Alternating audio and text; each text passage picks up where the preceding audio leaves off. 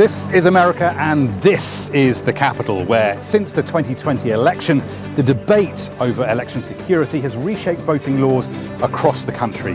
Different states, different approaches, some expanding access to the ballot and others tightening it. And with the 2026 midterms coming, Donald Trump is pushing his Save America Act, which he says will provide necessary safeguards. I'm going to have more on that in a moment, but first, it's over to Alex Marquardt in our studio. Thank you, Rory. The Trump White House billed Thursday's speech by the president as a primetime event that would offer new evidence showing foreign interference in the 2020 presidential election, which President Trump still says was rigged. The declassified documents that were then published by the White House did not, however, back up his claims of manipulation and a cover-up. But is this really about the 2020 election, or is it more about the upcoming midterm elections in November, when Democrats are set to make major gains? Trump has been desperately pushing his Save America Act, which Congress, so far, has not passed. We have very important elections coming up. We want those elections to be honest.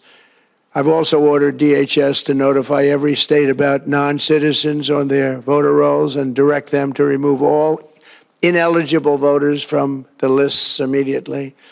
But most importantly, addressing this crisis of election security demands that Congress must pass the Save America Act.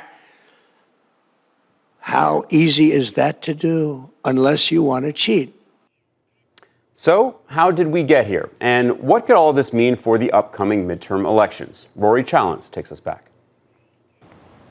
One winter's day, half a decade ago, these steps here staged perhaps the most seismic event in modern US politics. Protesters stormed the Capitol, believing Donald Trump's claim of fraud in the 2020 election. Now, no court has upheld his belief that that vote was stolen, but the scars still fester, and election integrity is a highly partisan political issue. The election system we have dangerously exposes like levels never thought possible to hacking, exploitation, and foreign interference. Donald Trump's Save America Act, which would mandate proof of citizenship to register to vote, is deadlocked. Passed in the House, but blocked in the Senate. Though for Republicans, it's a no-brainer. Why would you criminalize asking for an ID in order to vote unless you wanted to encourage and promote cheating? But Democrats believe it's a smokescreen to target their voters. The other thing that we blocked yesterday was the SAVE Act. Literally allow this administration to rig our democracy so that it would be hard for any Democrat in any state to win any election. He wants to rig the election in 2026. He knows he's going to lose. He needs to rig the election before one vote was cast. The Brennan Center has been tracking election legislation since 2020. By its count, at least 6 states have enacted 16 laws making it easier to vote. But with Trump's second term, the expansive trend has turned. By its count, at least 9 states have enacted 12 laws making voting harder. Non-citizen voting is vanishingly rare in the US. Even the conservative Heritage Foundation's voter fraud database only has 68 cases of it going back to the 1980s. But confidence in fair midterms is slipping, down from 3/4 in 2024 to 2/3 this year. January the 6th was the hinge that turned election skepticism into a fault line for the upcoming elections. What's past, as Shakespeare said, is prologue. Rory Challens, Al Jazeera in Washington. And joining me now to dig into this is Eric Ham. He's a political analyst and a former Democratic congressional staffer, as well as Douglas High, a political strategist and former Republican National Committee Communications Director. Doug and Eric, thanks so much for being with me. Doug, I want to start with you first. The president really built up this primetime speech as something new. He came out swinging, alleging foreign interference in 2020 by China. When there is so much going on and so much at stake for the midterms, was this good politics? It was terrible politics, and it was terrible politics because of what Republican members of Congress, all of whom are going to be on the ballot in November, are saying, some publicly, but certainly almost all are saying privately. This is not what they want to be talking about. So they want him to move on. They want him to move on so they can move on. You know, when Donald Trump gives a speech like he did last night, it means they're all asked questions about this as well. And they want to be talking about, here's what we did in the big and beautiful bill to lower costs. Here's what we're trying to do this year, and here's what we're going to do in the next term. Donald Trump doesn't allow them to have that opportunity. And if I'm Trump or anybody with the last name of Trump, I'd be scared to death of a Democratic takeover because of the key investigative power that a House or Senate Democratic majority could have. I'd want to help those members get reelected. Eric, without the bombast, if you strip away a lot of, the Trumpian flair, if you will, this was a speech about election security, securing the elections better, which is obviously a bipartisan issue. So why do you think Trump decided to pair that core message with all of these unfounded claims about foreign interference? Well, because again, I think what we're seeing here is President Donald Trump has the lowest approval of any time in his presidency over his 2 terms. And what we're seeing right now is there is a growing spirit within the Democratic Party. If you look at all of these special elections since 2024, the turnout for Democrats have been much higher. And what we're seeing right now is many of those MAGA voters are disaffected. President Donald Trump is using grievances and victimization as a way to try to bring back that MAGA base, recognizing that heading into the midterm elections, it doesn't look good for his party. And the last thing, as Doug said, is many of these Republicans, particularly these vulnerable Republicans in the Senate, the last thing they want to be talking about is what took place 6 years ago, when many Americans right now are struggling with high gas prices, rising inflation, and the unpredictability of the job market. We should note that he didn't quibble with the 2016 election that he won or the 2024 election that he won. And when Republicans, took control of both the houses of Congress, Doug, Trump claimed in the speech that he doesn't want to weaken confidence, but he wants to confront the vulnerabilities of the electoral system. When he uses terms like deep state, rigged and stolen, manipulation, corrupt, fraud, cover up, how does that impact voters? Well, it all erodes confidence because it's what voters are constantly hearing about. And if you go to the really core MAGA base, which is not as big as it used to be, because they're spending the same amount that everybody else is when they go to the grocery store, and they're not happy with that as well. But it tries to reinforce that core base. And I think the challenge for the president is the reason that he won in 2024 was because there were a lot of people who maybe voted for him in 2016, who then voted for Joe Biden, who went back to Trump, and they're not happy with what they're seeing right now. And so ultimately, he has to return to those core messages if he wants to help Republicans on the ballot, because this is ultimately why, as Eric pointed out, his numbers are really low. They're low because he's lost ground on who is doing the best job on the economy. That's supposed to be his bread and butter. He's not even talking about it right now. Democrats obviously jumped on this very quickly, and we're all over the airwaves following the speech. And I want to play some sound from Senator Mark Warner and Congressman Jim Himes, because they are the two who are in charge of the intelligence committees in the Senate and the House on the Democratic side. And they, most importantly, have access to the same intelligence that the president was basing a lot of the claims that he made last night on. Let's take a listen. These documents he's claiming, we've seen them. And the conclusion of the intelligence community, the conclusion of the Trump intelligence community, was no influence that changed any votes, no interference, no attempt to try to successfully change votes, hack systems.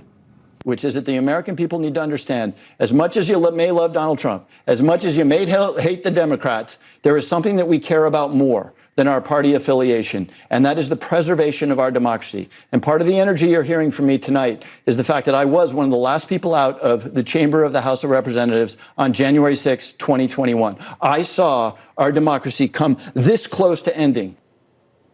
So Jim Himes of Connecticut ringing the alarm there. So this is a president who made these grand claims about Chinese interference last night. At the same time, he has also disbanded foreign interference task forces at both the FBI and the Office of Director of National Intelligence. He has gutted the cybersecurity agency known as CISA. So Eric, how do we square all that with this renewed focus on election security? Because what's playing out right now is this is a power grab by the president. We know that elections in the United States are controlled by states. And what Donald Trump wants, particularly with this SAVE Act, is to actually federalize, nationalize elections, which would give him greater authority over these elections. And we have already seen the president pushing for more voter data from these states. States have pushed back. The courts have even pushed back. And the fact that the president is using the timing right now to make this an issue particularly when voters are thinking about other things right now, pocketbook issues, bread and butter issues. It shows a president who is woefully out of touch, not only with his own base, but with the American people. And this simply isn't going to get the president more support, either from his base or from many of those communities that actually where the president made massive inroads in 2024. The president did really well with Latin American men, African American men in 2024. He's got to try to keep those bases intact for many of these vulnerable Republican senators if he's got a chance of trying to hold on to both the House and the Senate. But what we're seeing from the president right now, it simply isn't working. You make a very good point that I think is worth highlighting for our audience. In this country, we have a national election that is run by the states. So each state runs its own election, which means it can have its own election systems. It has different election rules. And that is, election officials will tell you, one of the best ways of safeguarding against attacks from the outside, because there are so many different systems. And I want to get into the states in just a little bit. But Doug, as I was watching the speech, I was obviously on Twitter at the same time, just like so many of us. And one of the biggest own goals, it seemed to me, was that while the president was speaking, the White House also published these declassified documents, which flew in the face of what the president was alleging. What do you make of that? Unfortunately, not surprising. Sometimes the right hand doesn't know what the left hand is doing with this White House. And you showed Mark Warner earlier when he talked about the report that they put out during the Trump years. Richard Burr was the chair of the Senate Intel Committee. I worked for Richard Burr, do work with him now. And, I've had conversations with him about there just isn't any there on this. And if I'm a Republican and I'm looking at a Republican majority in the House and the Senate, the White House, a majority of governorships, that would tell me that I think it's a pretty fair and level playing field for Republicans right now, regardless of what may happen in November, because you have, certainly in the state of Georgia, where we're going to see a contested Senate election, you have a Republican governor there, overwhelmingly Republican members of Congress as well. And where there are Democratic senators in Georgia, a lot of that is due to Donald Trump himself. And there was actually an admission from the Trump side that they haven't seen any manipulation. This is a reporter from MS Now asking John Solomon a question. He is a journalist who has been advising the White House. Take a listen. You acknowledge that there were no votes changed in 2020. All I can acknowledge is what the intelligence shows, right? I only know the intelligence community has zero evidence that someone has flipped, that a foreign power flipped a vote in 2020, 22, or 24. And you. So zero evidence by Solomon's own admission that any votes were changed in 2020, 22, and 24. Eric, one of the very interesting things, I think, back to these declassified documents was that the CIA director, John Ratcliffe, played a role this time around, but he was also the director of national intelligence in 2020. And after that election, his own intelligence community said there was no Chinese interference campaign.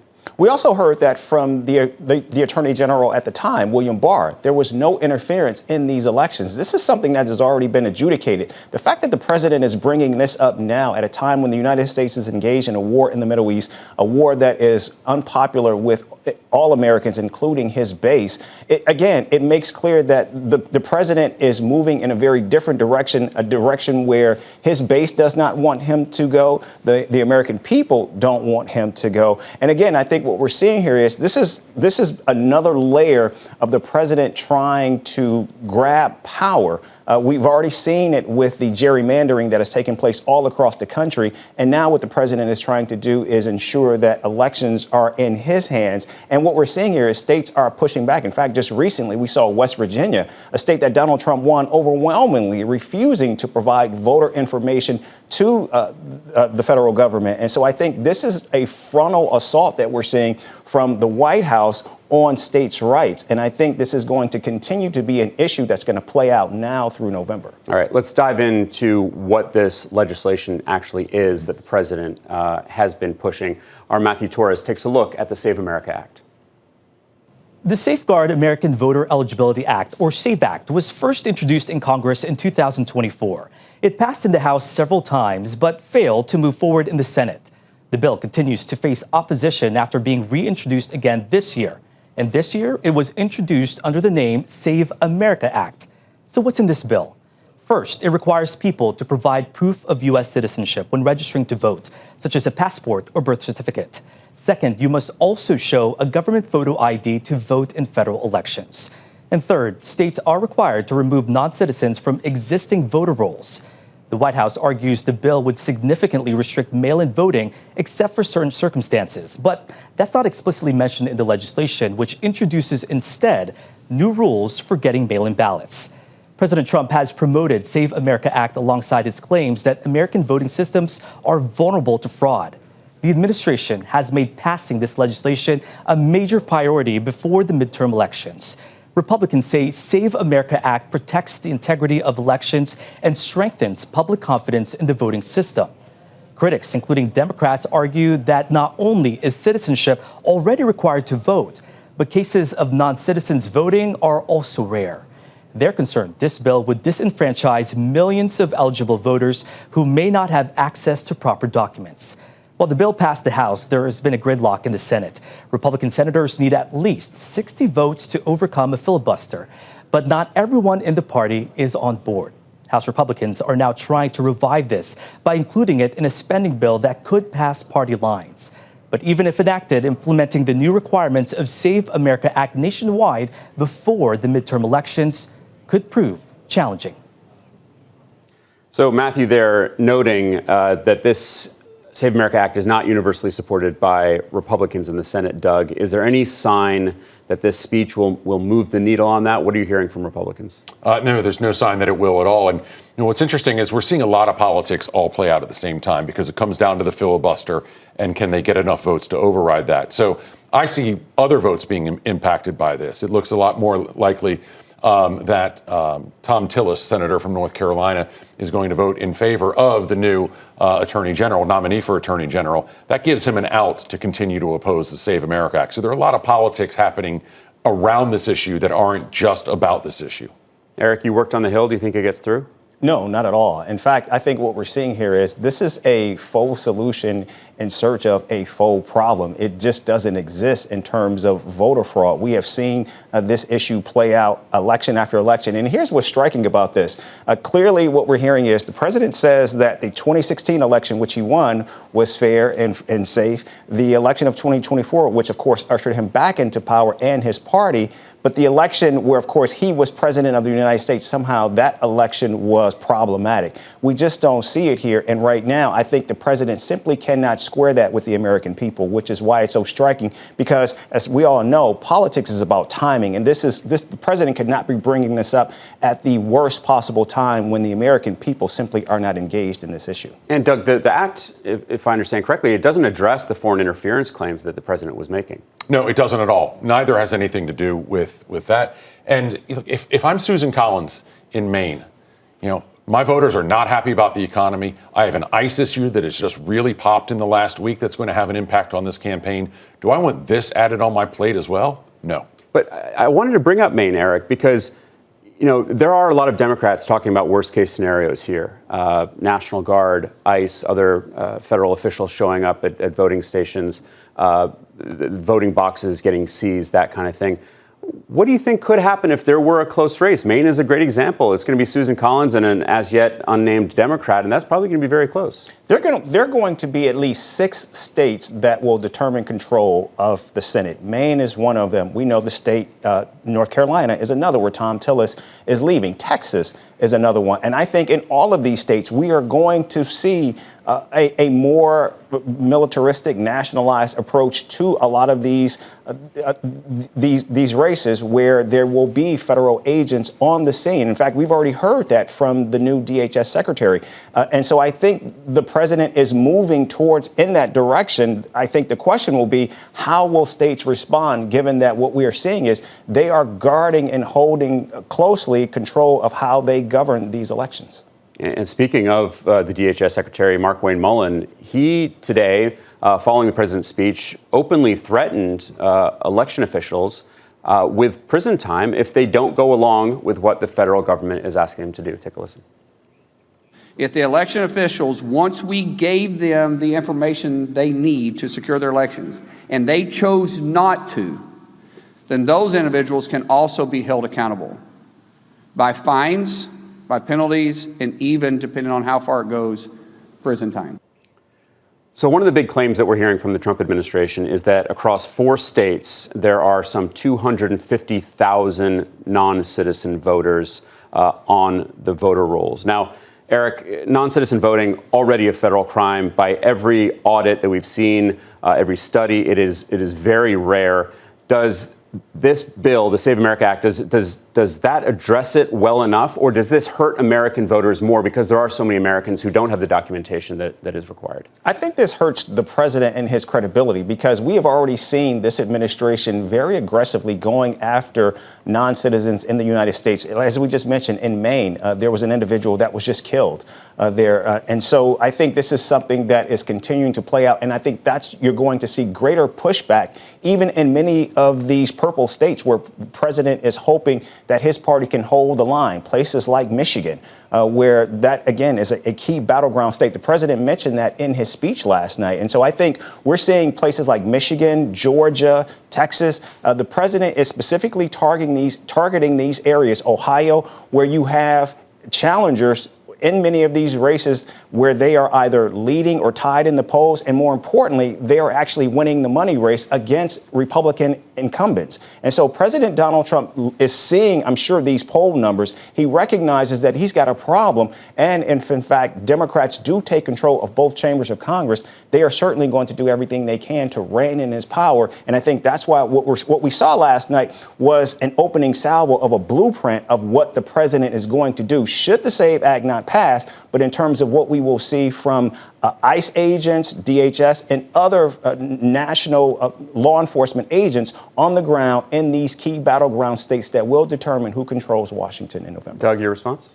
So I agree, and I think if I'm the administration, I'd also want to be very mindful of what a huge backlash this could have for the president. Look, he's lost a lot of support, mostly due to the economy and what we've seen in the past few months with Iran. If we see troops in the streets denying people the access to vote when it's very clear that they're citizens and so forth, the backlash on that could be immense. And that doesn't happen on Election Day. That happens in early voting as well. So it could be a run-up that could cause serious problems for the president and then other Republicans who are on the ballot. He really could hurt himself here. Going back to what we heard from Himes there, again, kind of a 3-alarm, 5-alarm fire. He was comparing it to January 6th and the American democracy almost falling apart.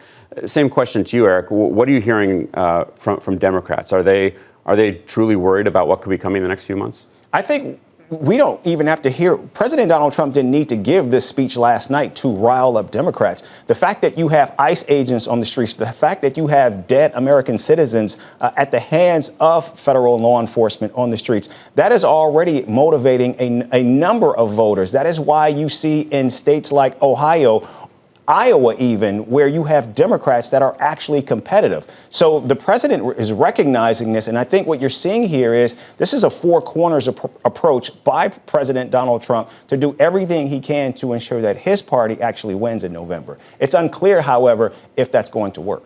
I was really struck by the fact there was so much talk about China and everything that they did. But Doug, there was no announcement of any kind of punishment, no sanctions, no condemnation of Xi. Does that tell us anything? It tells us that there's no there again. And if we go back to the headlines of 8 years ago today, we're seeing headlines of Donald Trump saying there was election interference, but Putin didn't have anything to do with it. This is a conversation that Trump has been trying to have and to push for a long time. How much of a motivator does this? How much is this going to resonate with all voters on both sides in terms of, does it fire up those Democratic voters, which obviously it's a midterm election. They don't always come out the same way they do during presidential. This is not even what he said last night, particularly about China. This is actually going to rile up those voters in places like Iowa, where you have farmers who are being hurt right now because they need the Chinese to buy their products, soybeans, things like that. And so when you look at what the president did, basically throwing China under the bus, because we all know China actually does play heavily in our elections, but they play engaging with both sides of the aisle. Mm-hmm. And so what the president said last night, suggesting that basically this was an attempt by them to interfere on one side. When President Trump went to Beijing, he took a number of CEOs with him, recognizing that is an invaluable market that the U.S. wants to get involved in. And based on what we saw last night, it's highly unlikely President Xi is going to be welcoming of those businesses of purchasing soybeans from American farmers as a result of what they heard last night. And they have already denied this, of course. Doug, we only have about 20 seconds left. Let's try to end on a positive note. What do you think the best solution would be to try to build up that confidence in our election systems? I think stop talking about things that tear that down. What we saw in Georgia was Donald Trump really wore down Republican confidence in the vote. He kept saying your vote doesn't matter. Less Republicans showed up to vote. What was the result? 2 new Democratic senators. We should learn from our own past. Gentlemen, thank you both very much. It's going to be a bumpy few months ahead. Doug Heye, the former Republican National Committee Communications Director, and Eric Ham, former Democratic Congressional Staffer. Thank you both so much. Really appreciate it. And that'll do it from me and the team here in Washington. I want to hand it back to Rory Challens on Capitol Hill and Al Jazeera's global headquarters in Doha. Thanks so much for joining us. Thanks, Alex. We'll be back Monday with another edition of This is America at 18:30 GMT. That's 2:30 p.m. Eastern Time here in the US. See you then.